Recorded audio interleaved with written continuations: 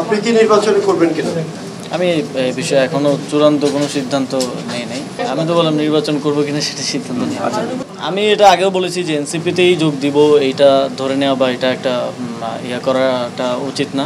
উপদেষ্টা না শুধু, আমি মনে করি যে রাষ্ট্রীয় যে কোনো দায়িত্বে যদি এমন কেউ থাকেন যারা আগে রাজনীতি করেছেন বা সামনেও রাজনীতি করার পরিকল্পনা আছে কিংবা নির্বাচন করার পরিকল্পনা আছে, তাদের কারোই এই সরকারে থাকা উচিত। মানে আপনি নির্বাচন করবেন, এর জন্য আপনি পদত্যাগ করছেন? নির্বাচন করার পরিকল্পনা কিংবা রাজনীতি করার পরিকল্পনা, শুধু নির্বাচন করলেই যে পক্ষপাত হইতে পারে এটা তো না। কেউ যদি রাজনীতিও করে সরকারের থেকে, তাহলে সেও তো নির্বাচনকে প্রভাবিত করতে পারে। সে নিজে নির্বাচন না করেও তো নির্বাচনকে প্রভাবিত করা যায়। এই বক্তব্যটা আমি দিয়েছি, সেটা শুধু আমি আমার কথা বলি নাই। আমি বলছি যে যাদেরই রাজনীতি করার ইচ্ছা আছে সবাই শুধু হয়তো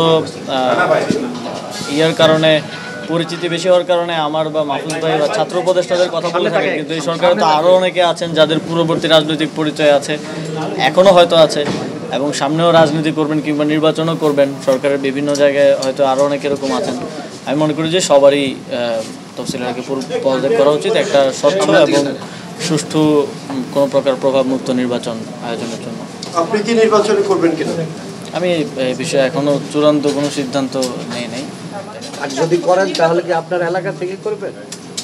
আমি তো বললাম নির্বাচন করবো কিনা সেটা সিদ্ধান্ত নেই। উপদেষ্টা আপনি করছেন, নির্বাচনকালীন সরকারে আপনি থাকবেন না বা মাহফুজ সরকার বলছে এই সরকার তন্ত্রবর্তী সরকার, নির্বাচনকালীন সরকারটা নির্বাচনকালীন বলতে আমি বুঝিয়েছি যে তফসিল ঘোষণার পরবর্তী সময়টাকে আমি বলছি। নির্বাচনকালীন বলতে অন্য কোনো সরকারের কথা। তারপরে এই সরকার তার নিরপেক্ষতার স্বার্থে আমি মনে করি যারাই রাজনীতি করতে চায়, শুধু ছাত্র উপদেষ্টারা না, যারাই চাইবে তাদেরই উচিত নির্বাচনের সময়টাতে না থাকা, যাতে করে কোনোভাবেই নির্বাচনটা প্রস্তাবিত না হয়। যেহেতু আমাদের মাননীয় প্রধান উপদেষ্টা বারবারই বলছেন যে আমরা ইতিহাসের একটা শ্রেষ্ঠ নির্বাচন উপহার দিতে চাই, আর সেটা আমরাও চাই। যেহেতু আমরা এই সরকারের অংশ, এই ঐতিহাসিক দায়িত্ব আমাদের উপরে থাকবে যদি নির্বাচনটা সুষ্ঠু না হয়। তো সরকারের সিদ্ধান্ত, এবং এই বিষয়ে আসলে আমি টকশোতে র্যান্ডমলি কথার সময় বলেছি, এই বিষয়ে সরকারের ভিতরেও আমাদের চূড়ান্ত সিদ্ধান্ত হয়নি। সরকারের ভিতরে আমরা নিজেরা আলোচনা করবো চূড়ান্ত একটা সিদ্ধান্ত। তফসিলের আগে আপনি পদত্যাগ করছেন, তাই তো? তফসিলের ঘোষণার আগে আপনি পদত্যাগ করবেন, বিষয়টি এরকম? হ্যাঁ, মোটামুটি এটা বলা যায়। এখন চূড়ান্ত সিদ্ধান্তটা অবশ্যই সরকারের উচ্চ পর্যায়ে থেকে। আমি এটা আগেও বলেছি যে এনসিপিতেই যোগ দিব, এইটা ধরে নেওয়া বা এটা একটা করাটা উচিত না। কারণ আমি এটা বিবেচনা করব।